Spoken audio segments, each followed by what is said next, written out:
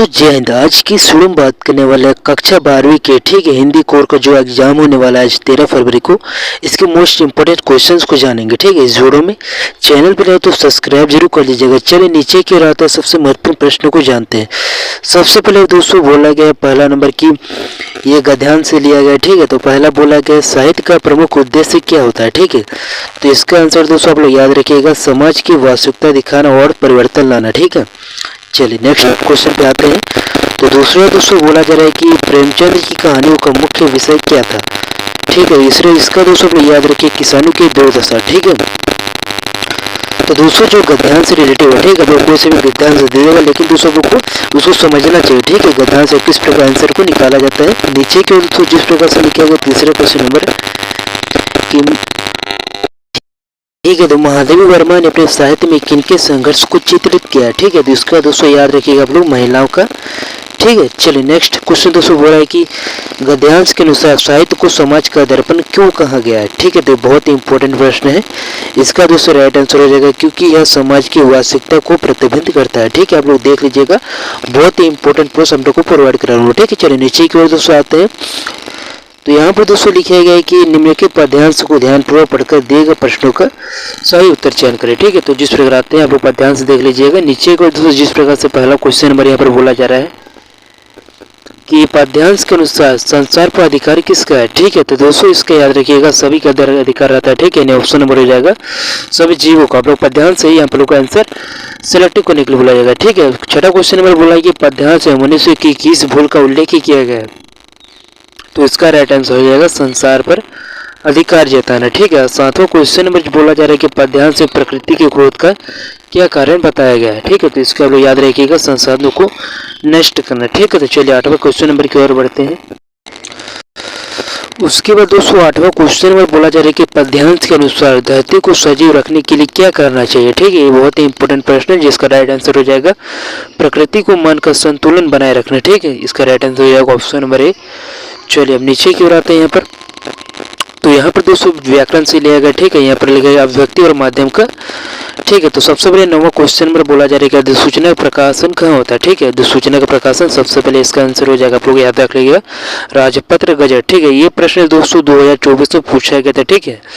चलिए आगे की ओर दोस्तों 10वां क्वेश्चन नंबर देख लेते हैं। तो 10वां बोला जा रहा है कि निबंध का अंतिम भाग क्या कहलाता है ठीक है। तो इसके याद रखिएगा आप लोग को निष्कर्ष ठीक है। Option number B is right answer. चलिए 11वां क्वेश्चन नंबर जो दोस्तों बोला जा रहा है कि पीटीआई क्या है ठीक है। तो पीटीआई दोस्तों एक समाचार एजेंसी है ठीक है, याद रख लीजिएगा। चलिए 12वां क्वेश्चन नंबर दोस्तों बोला जा रहा है कि भारत का पहला छापाखाना कहाँ पर लगाया गया था।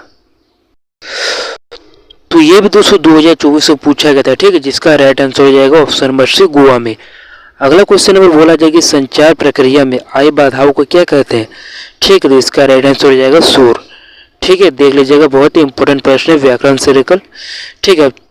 14 नंबर क्वेश्चन बोल रहा है कि उल्टा पिरामिड शैली का प्रयोग किस लेखन में होता है। तो इसका भी राइट आंसर हो जाएगा समाचार लेखन ठीक है। ऑप्शन नंबर हो जाएगा डी इसका राइट आंसर। 15वां क्वेश्चन नंबर बोला जा रहा है कि अखबार की आवाज़ किसे माना जाता है ठीक है। तो इसका आप लोगों को हो जाएगा इसका राइट आंसर हो जाएगा संपादकीय ठीक है। Option number C. चलिए नेक्स्ट क्वेश्चन की ओर बढ़ते हैं। तो सबसे पहले यहाँ पर 16 नंबर बोला जा रहा है कि आलेख की अंग्रेजी में कौन सा शब्द प्रयुक्त होता है ठीक है।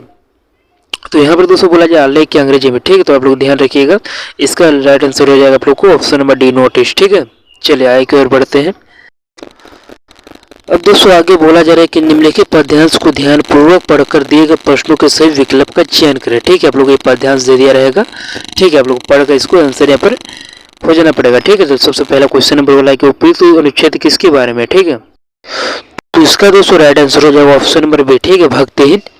अब इसका दोस्तों अगला क्वेश्चन नंबर की ओर बढ़ते हैं ठीक है। तो बोला जा रहा है कि भक्ति ने किस रहस्य के बारे में पूछे जाने पर वह शास्त्र की चुनौती दे डालती है ठीक है। तो इसका राइट आंसर हो जाएगा ऑप्शन नंबर सी चोरी के पैसे कहाँ और कैसे रखते हैं इसके बारे में पूछे जाने पर ठीक है। आप लोग गद्यांश से कोई भी अलग गद्यांश आप लोग को एग्जाम में दे दिया जाएगा ठीक है। आप लोग को उससे आंसर मिला खोज कर लिखना पड़ता है ठीक है, यानी कि सेलेक्ट करना पड़ता है ऑप्शन को। चलिए आगे की ओर बढ़ते हैं 19वां क्वेश्चन नंबर।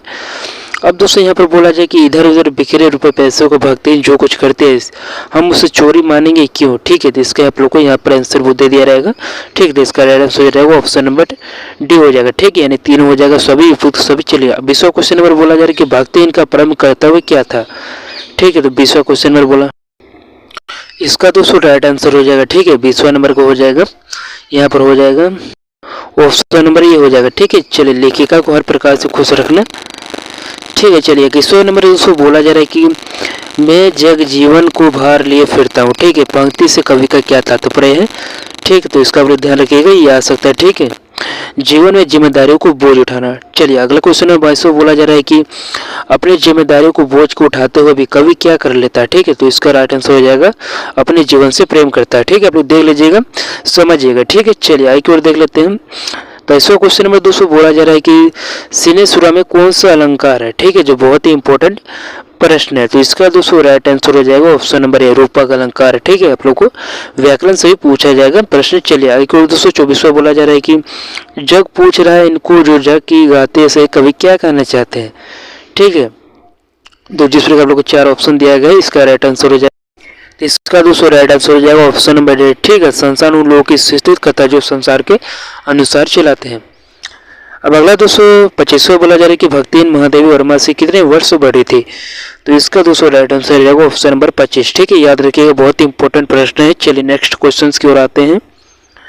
26वां दोस्तों बोला जा रहा है कि किसकी गर्मी बाजार से अधिक सामान खरीदने पर विवश करती है, ठीक है, तो इसका दोस्तों याद रखिएगा पैसे की, ठीक है, जो पैसे की गर्मी है बाजार से अधिक सामान खरीदने पर विवश करती है, ठीक है। 27वां बोला जा रहा है कि बहुत नीले संग जैसे में कौन सा अलंकार है, ठीक है, तो इसका राइट आंसर हो जाएगा ऑप्शन नंबर सी, उपमा, ठीक है, आप लोग देख लीजिएगा। चलिए 28वां क्वेश्चन में बोला जा रहा है कि बादल राग कविता में कवि बादल का आह्वान किस रूप में करता है, तो इसका राइट आंसर हो जाएगा ऑप्शन नंबर बी, क्रांति, ठीक है। चलिए अगला क्वेश्चन है 229वां बोला जा रहा है कि जूझ पाठक के लेखक कौन है, तो इसका दोस्तों आप लोग को पता ही होगा, ठीक है, आनंद राय यादव, ठीक है, आनंद यादव जूझ पाठ के लेखक है। 30वां क्वेश्चन और बोला जाए कि एन फ्रैंक की बड़ी बहन का क्या नाम था, ठीक है, तो इसका हो जाएगा ऑप्शन नंबर सी, मार्गोट, ठीक है। यही तो दोस्तों कुछ मोस्ट इंपोर्टेंट क्वेश्चंस, और दोस्तों ऐसी ने वीडियो के लिए सब्सक्राइब करके रख लीजिएगा, ठीक है। और दोस्तों इस रिलेटेड को मोस्ट इंपोर्टेंट क्वेश्चंस आप लोग को लाता रहूँगा। मिलते हैं नेक्स्ट वीडियो में दोस्तों ऐसी नए वीडियो को लेकर, सब्सक्राइब करके रख लीजिएगा।